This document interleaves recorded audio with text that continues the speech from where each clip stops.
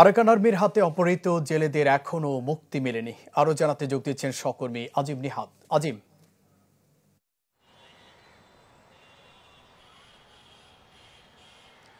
জুবাইর, গত প্রায় এক মাসের মধ্যে এখন পর্যন্ত যে হিসাব রয়েছে সেই অনুযায়ী ৭৪ জনকে ধরে নিয়ে গেছে আরাকান আর্মি। বাংলাদেশের নাপ নদীর যে নাক্কুন্দি এলাকা রয়েছে এবং এর পাশাপাশি সেন্ট মার্টিনের যে পূর্ব পাশের জায়গাটি রয়েছে সেখান থেকে এখন পর্যন্ত গত এক মাসে ৭৪ জনকে নিয়ে গেছে। এর মধ্যে গতকালকে নাইক্ষ্যংছড়ির পূর্ব পাশের এলাকা থেকে ১৮ জনকে নিয়ে গেছে, যাদের এখনও পর্যন্ত হদিশ পাওয়া যায়নি। তবে বিজিবির পক্ষ থেকে বরাবরের মধ্যে বলা হচ্ছে যে তারা অন্যান্য সময়ে যেভাবে জেলেদেরকে ফিরিয়ে নিয়ে আসছিলেন সে একইভাবে চেষ্টা করে যাচ্ছেন, কিন্তু এখন পর্যন্ত তাদের কাছেও কোনো তথ্য নেই। অর্থাৎ আরাকান আর্মি সম্ভবত এবারে তাদেরকে খুব একটা সাড়া দিচ্ছে না এবং তারা জেলেদেরকে ধরে নিয়ে গিয়ে কী ধরনের বার্তা বাংলাদেশকে দিতে যাচ্ছে সেটিও আসলে বোঝা যাচ্ছে না। কারণ আরাকান আর্মির পক্ষ থেকে এখন পর্যন্ত কেন জেলেদেরকে ধরে নিয়ে যাচ্ছে এই বিষয়গুলো বারবার তারা সতর্ক করার পরও কেন নিয়ে যাচ্ছে সেই ধরনের কোনো উত্তর আসলে মেলেনি। তবে বিশ্লেষকরা যে মনে করছেন যে আরাকান আর্মির এবারের ভিন্ন কোনো উদ্দেশ্য থাকতে পারে, কারণ এর আগে যখনই আরাকান আর্মি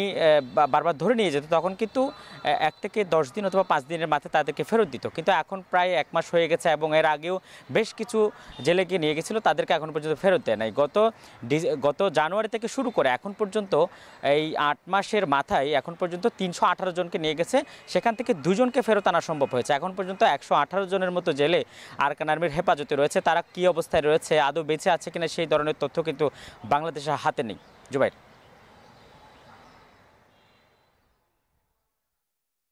আজিম, ধন্যবাদ আপনাকে। দর্শক, আরাকান আর্মির হাতে অপহৃত জেলেদের এখনো মুক্তি মেলেনি সে খবর জানাতে আমাদের সাথে যুক্ত হয়েছিলেন সহকর্মী আজিম নিহাদ।